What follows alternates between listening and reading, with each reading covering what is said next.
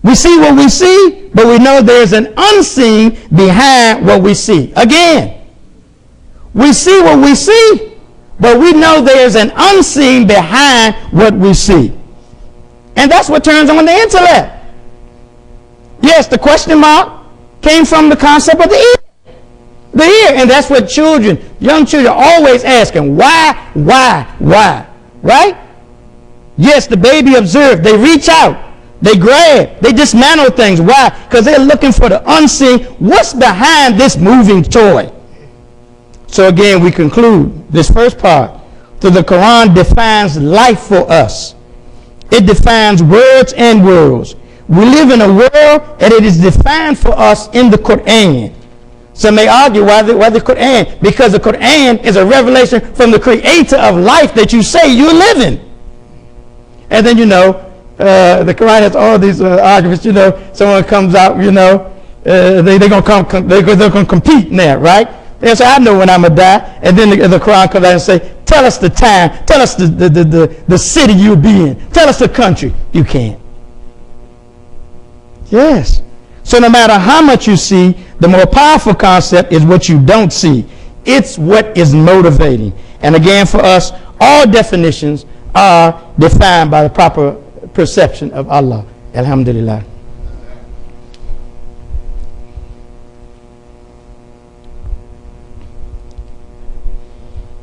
Again, Bismillah ar-Rahman ar-Rahim, with Allah's name, the merciful benefactor, the merciful redeemer. Many of the Qurans we have here, we may not see that. We'll see most gracious, etc. So the reason we choose that, the merciful benefactor, the merciful redeemer, is because Rahman is at the root of Rahim, Rahman, and Rahim. So mercy. So one of our major relationships to Allah is His mercy. What is that? That means you didn't earn what you got. You can see, you can smell, you can talk, you can breathe, you can think. You didn't earn it. God gave it to you as a mercy. Now it is up to you to use it as a Christian. Say God is good, yes, but yes, He is all good, yes, but we believe you have to use the good you have and share it with others. Is that we used to go up the goody, that's no good. You have to share what you have with others. Yes, as opportunities present itself. Now the next thing we've called this part, identifying our pluralistic American society. Plural meaning more than one, and this khutbah I'm giving, maybe we wouldn't have to give it if we were in an all-Muslim country, but we are not. We are not. We're in a pluralistic society, and primarily we have Muslims, we have Christians, and we have Jews. So now once again, I'm telling you, as we have our children in the schools, how do they respond during the Christmas program? When they say Merry Christmas, etc. That's up to you and your family. But these are challenges we're going to have because we're in a pluralistic society. A few points we want to make. First, let's go to what is stated in one of the documents that we have governing this nation. It says, we hold these truths to be self-evident. That means that nobody has to tell you it's obvious. That all men are created equal and they're endowed by their creator. Now we have to say that's the will of Allah, that they would use that kind of language. Endowed by their creator. They could have said to God. They say by their creator. And creator is also the language in the when I mentioned Surah 96. Right? Ikra bismi rabbika alladhi khalaq, creator. The same language. Yes, they're endowed by their creator with certain inalienable rights. That means these rights come with just being born. These are not rights that they have to vote on. All right? Unalienable right. Nobody can surrender those rights. And they say that among these are life, liberty, and the pursuit of happiness. Some say in some books now that the American experience is still evolving. Let's start with the Muslims. Of course, because we're at Jumah, we follow the Quran. We follow the Quran. It comes from the root Iqra, right? Quran. So what does Quran say? It's saying it should be read. Yeah, not just the print word. And by the way, we know this is not my native tongue. Some of us, we have to study and say these words correctly. You know, there's a concept in English, they call it the homonym. That means two words pronounced the exact same way, such as the wind is blowing and such as when are you going to visit. That's why they have to give sentences. But in the Arabic Quran, there are no homonyms. So brothers, we shouldn't be, I got this from the brother, we shouldn't be saying what's happening, Ak. We're going to, what do they call it? Ebonics. I had to find out. The word is Aki. Yeah. So we should respect what we say we believe in. So it said, we're Muslims, we follow the Quran. And we follow the Sunnah of Prophet Muhammad. Prayers and peace of Allah be upon him. Sallallahu alayhi wa sallam. So for us as Muslims, they say this is a year 1438. What does that mean? I was surprised in school to ask some of the students, what does 2016 mean? I don't know. We just put it on the paper. So, and this shows you a difference in the Muslim logic. The Muslim year is determined by the Hijrah. When the Prophet left Mecca, he was run out of Mecca to Medina. So many of the articles of faith and many of the pillars of faith that we follow, they weren't established in Mecca. They were established in Medina where they invited him. So we say we're 1430. And this began, if we want to look at our calendar, began in October the 2nd. We also have Ramadan. We have Ramadan, we're expecting that to be in May in 2017. And we also have Hajj and the Eid al-Adha that we're expecting to be in September. And so we say that we're from the Muslim point of view, pluralistic society, 1438 years. So the calendar is based on the cycles of the moon as the moon revolves around the earth. And is dated from the hijrah, the migration of Prophet Muhammad, prayers and peace of Allah be upon him. Now we know we're in what they call the Christmas season. The Christians say they follow the Bible. By the way, the word Bible means many books. They divided the book into two parts. They have the Old Testament, 39, and they have the New Testament, 27. And they identify with Jesus the Christ. So their new year, they say, is going to begin not this Sunday, the 25th, but next Sunday, January the 1st, 2017. What does that mean? That means 2017 years ago, they had the birth of Jesus the Christ. Now, here again, you know, we as Muslims, we don't necessarily identify a lot with the birth, right? So this is showing you in the Christian world, the main thing they focus on is the birth. Oh, we have a baby. Oh, we have a baby girl. We have a baby boy. But in the Muslim world, it's not that you have a baby boy, baby girl. What are they going to do with their life? That's what the prophet, well, that's why we say one time for him, there was the prophet, yeah, he was born, he was, yes, he was not with his mother and father, but he was born in Mecca, that was his hometown, but what he did, he established Islam there 1,438 years ago. So it's what he did with his life, is why he has more followers today, they say, than any other man alive. Today, he's been gone for that many years. So we have the Christians, they follow the birth of Jesus Christ, and their major holidays are Christmas and Easter. And they have a 12-month calendar, and theirs is based on the movement of the sun and the earth as it rotates and revolves around the sun. For us, we have the lunar calendar. We still have 12 also, but it is based on the movement of the moon as it rotates around the earth. Then we have the Jews. And the Jews, they follow the Torah. The Torah could be translated law, right? And they identify with Prophet Moses. May Allah be pleased with him. And they say they're in a new Hebrew year. And they usually have three holidays. They talk about the Rosh Hashanah, Yom Kippur, and this year, Hanukkah is falling this Sunday, just like Christmas is falling. Yes. So this is, we're living in a pluralistic society. And I guess you could take this part off the tape if you want. You want to tape. I can understand many Muslims that have come from Muslim countries. You have a different relationship with Christians. But I'm sorry to tell you, many of us are decent because we had a decent Christian mother and we had a decent Christian father. So there's a difference. So don't come and tell us that all Christians are Kafirs. No.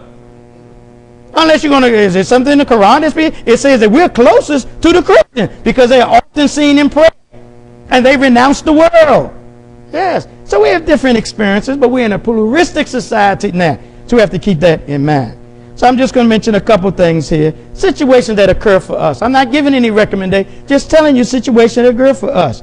Many times the public calendars put out when we go to the CVS, we go to the stores, buy the calendar, Staples. So many times they don't recognize any religious holiday because rather than continue to represent the Jewish holidays.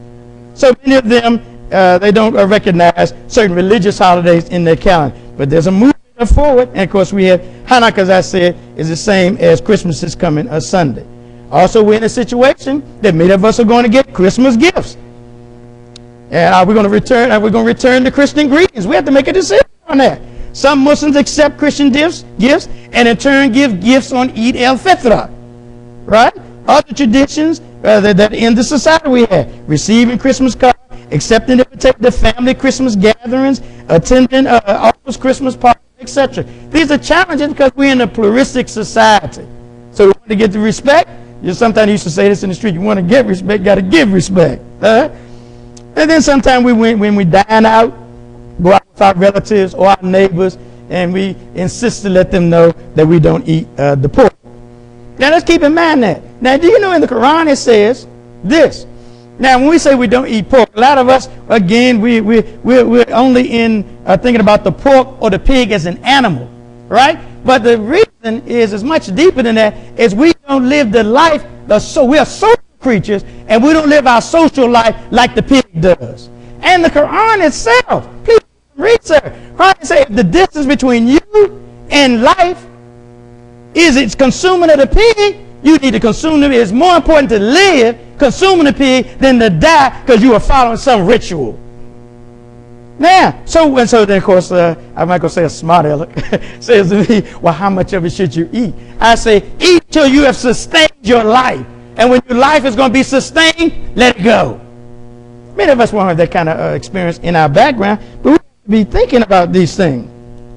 Then I have another one here, unfortunately. You can take it anyway. But many of the sisters, I hear them sometimes complaining that many Muslim brothers, you prefer a girlfriend or a wife from the broader community. So we got to deal with that because we're in a pluralistic society. Yes. So many times they don't say interreligious. They say now they say interfaith. They're going deeper to what it is. And it's more important to be a believer. We're Muslim, but our real destiny is we want to be a believer because we believe all human beings have the concept of faith. And if you're a believer, you put your faith in God, your faith in Allah. Yes. So now they don't say interreligious a lot. They don't say interdenominational a lot. A lot of times they say interfaith. And of course, we're not doing it now. There was a book out. You're aware that chapter 19 is called Maryam. And in there, it lets it be known that many Christians are fully not aware of this, that we also accept that Jesus was born without the agent of a man. Yes, they call it the Immaculate Conception. We might not call it that, but they have different things. So we have to keep these things in mind as we're living in a pluralistic society. Let's keep our proper focus on the correct perception of who Allah is and our relationship to Allah. We're going to conclude with two things. One is we're asking, that's all we can do, ask, is when we finish Jumah, we have a group here that would like to make a brief presentation on organ donating. So we'd appreciate if you could stay and listen to what they have to say. But if you do have, you know yourself, we try to leave in such a way that it won't interfere, interrupt, or be louder than the speakers.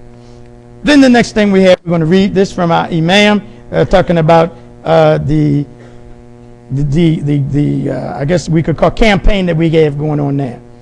It says, we are embarking on a monumental building renovation / expansion in order to accommodate our growing community as well as facility needs. We have already accomplished most of the groundwork required to accomplish such a feat, thanks to your support. We are very close to the construction phase and have begun a grassroots campaign to help raise $80,000 needed to pay off the administrative and architectural debt that we have incurred. Paying off this debt will allow us to complete a marketing package that will grant us access to soliciting donations from outside sources to help us to raise additional monies needed to finish the project. So where are we now? So far, through this campaign, we have raised $4,300 toward this effort. Though we are extremely grateful, we're asking for more participation. We have approximately 270 voting members. If each of us were to give a minimum of $300, this amount would satisfy our debt and help us to reach our goal. If you could give more, it would help subsidize those who can only give a little. For your convenience, there are several ways to make your donation.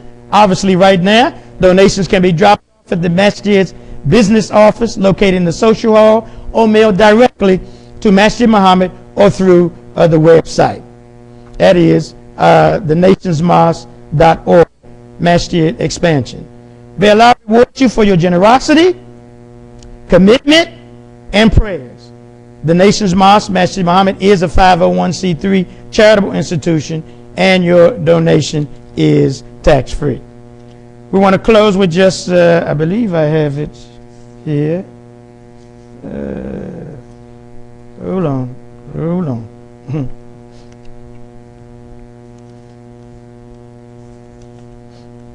Yes. Just want to mention, this is a dua that we were taught, or it was recommended to us from our imam before he passed, and I would like to recite it and conclude and say Akim as-Salat. Or, I cannot manage this life, not without you. So please make my life what you want it to be, what you prefer for me. Do not allow me to act on my own. Help me to act only in obedience to you.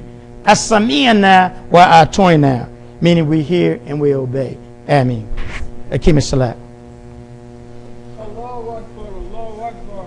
Ashhadu an la ilaha illallah. Ashhadu anna Muhammadan Rasulullah. Okay, thank you. Hayya ala salat, hayya ala falah. Come to salat, come to salat. Allahu Akbar, Allahu Akbar. La ilaha illallah.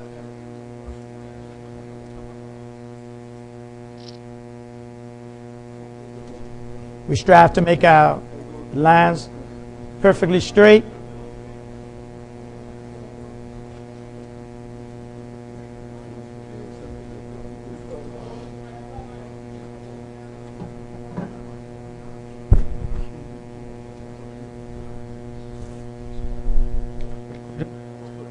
This one? Okay. No problem.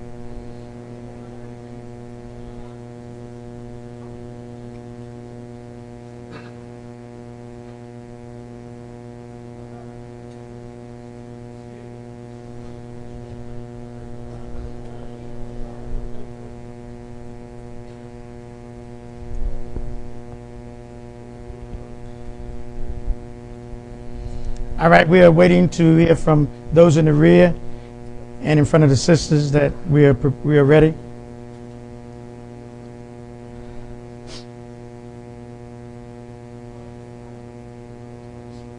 All right. Allahu Akbar. أعوذ بالله من الشيطان الرجيم بسم الله الرحمن الرحيم الحمد لله رب العالمين الرحمن الرحيم مالك يوم الدين إياك نعبد وإياك نستعين اهدنا الصراط المستقيم صراط الذين أنعمت عليهم غير المغضوب عليهم ولا الضالين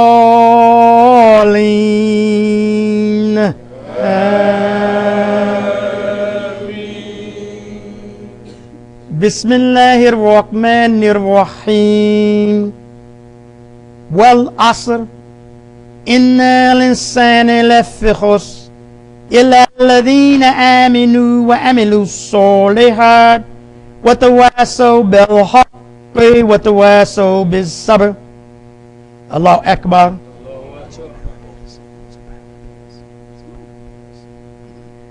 سمع الله لمن حمده الله أكبر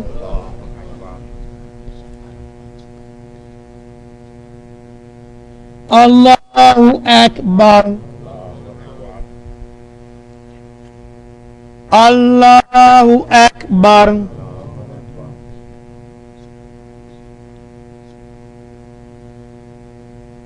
الله أكبر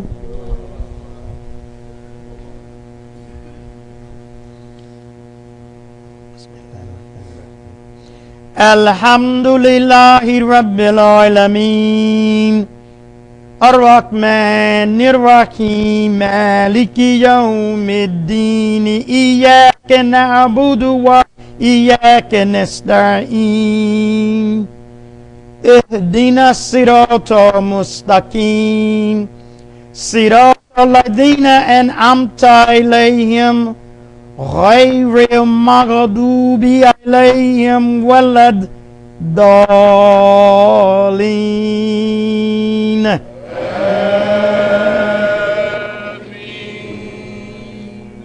بسم الله الرحمن الرحيم قل هو الله أحد الله الصمد لم يلد ولم يولد ولم يكن له كفوا أحد الله أكبر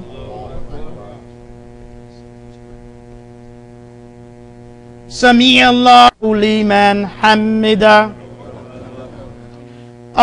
الله أكبر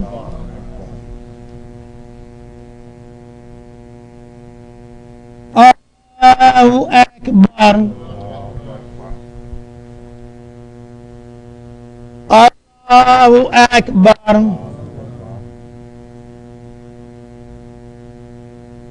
الله أكبر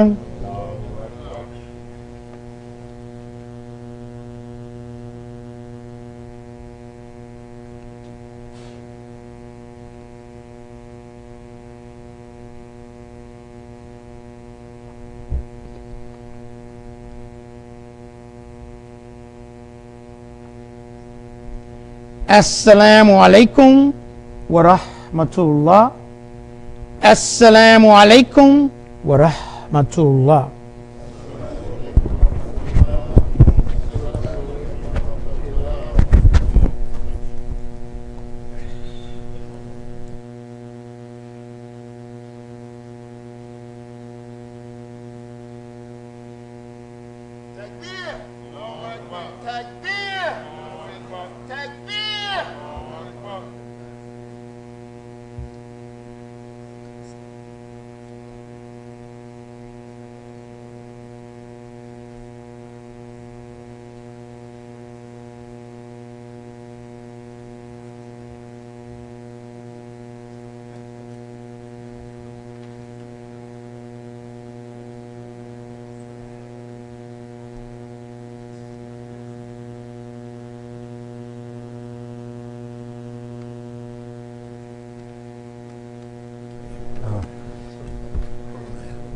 Assalamu alaikum.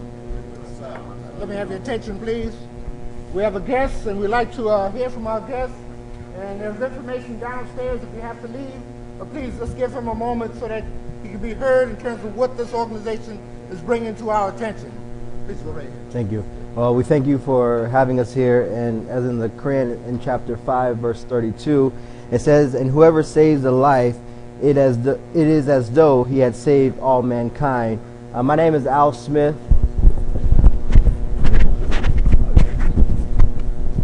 Here, is this better? All right, my name is Al Smith, and I am with the Washington Regional Transplant Community, or WRTC, and we are here today to have a conversation about organ donation and to answer any questions you might have concerning this topic. As you know, in the DC metro area, we have over 2,200 people on the on the waiting list waiting for a life-saving organ. And also, Washington, D.C. has the highest prevalence of kidney disease in the nation. There are thousands of our African-American brothers and sisters dying on dialysis every day and desperately are in need of a kidney transplant. We have a table downstairs, and feel free to come downstairs and have a conversation with us about organ donation, and we'll be happy to talk to you and give you more information. Thank you.